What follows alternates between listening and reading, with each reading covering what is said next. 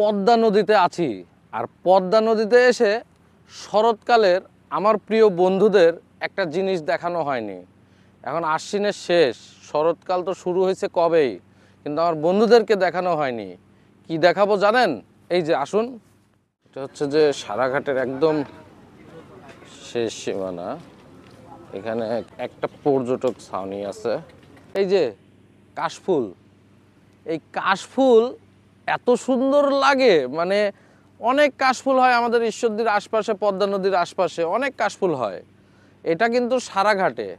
আর এই সারাঘাটে আসছি আমি শুধুমাত্র আজকে তোমাদের কাছে এই কাশফুলটা তুলে ধরার জন্য। দেখতে পাচ্ছেন অনেক পর্যটক এখানে আছে। এখন সারাঘাটে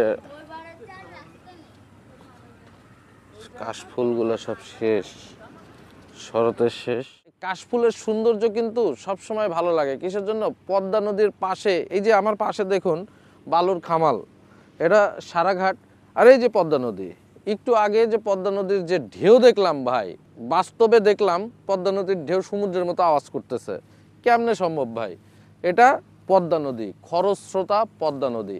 পদ্মা নদী প্রত্যেকটা মানুষের কাছে একটা আবেগের নাম। আর পদ্মা নদীর পারে যারা বসবাস করে, জীবিকা নির্বাহ করে, তাদের জীবনটা কিন্তু অনেক কঠিন ভাই। আপনারা একদিন ঘুরতে আসেন, কিন্তু তাদের জায়গা থেকে যদি একবার চিন্তা করেন, নদী ভাঙনের একটা ব্যাপার আছে এই পদ্মা নদীতে।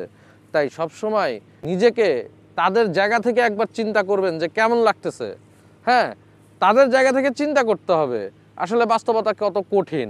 বড় বড় ঘাস, পেছনে কাশফুল, এই সৌন্দর্য আসলে দেখতে হলে আসতে হবে আপনাকে আমাদের ঈশ্বরদীর সারা ইউনিয়নের সারাঘাটে। আমি আরেকটা ঠিকানা বলে দেই, আরেক জায়গায় গেলে আপনারা পাবেন, সেটা হচ্ছে রূপপুর মোড় থেকে হাতের ডাইনে একদম কুলিং টাওয়ারের অপোজিটে যে রাস্তার পাশ থেকে কিছু আছে, ওখানেও খুব সুন্দর এই কাশফুল হয়। আমাদের ঈশ্বরদীর কাশফুল আরও এক জায়গায় হয়, সেটা হচ্ছে যে মাঝদিয়ার দিকে, ওইদিকেও কাশফুল হয়, মানে ইজিলি যেখানে আসা যায়। আমি সেটার ঠিকানাই বললাম। আর একটা জিনিস আছে, এই নদীটা পার হলে প্রচুর কাশফুল ভাই, কিন্তু নদী পার হওয়া তো আসলে ওই ব্রিজ দিয়ে যেতে হবে নদীর ওই পারে, আর না হলে নৌকা দিয়ে যেতে হবে। তাছাড়া কিন্তু কাশফুল এত সহজে আপনারা পাচ্ছেন না। আর কাশফুল এখন শেষের দিকে, হয়তো আমার এই ভিডিও দেখার পরে নাও পাইতে পারেন, কারণ একদম শেষের দিকে কাশ মধ্যে এমন ঢেউ হয়।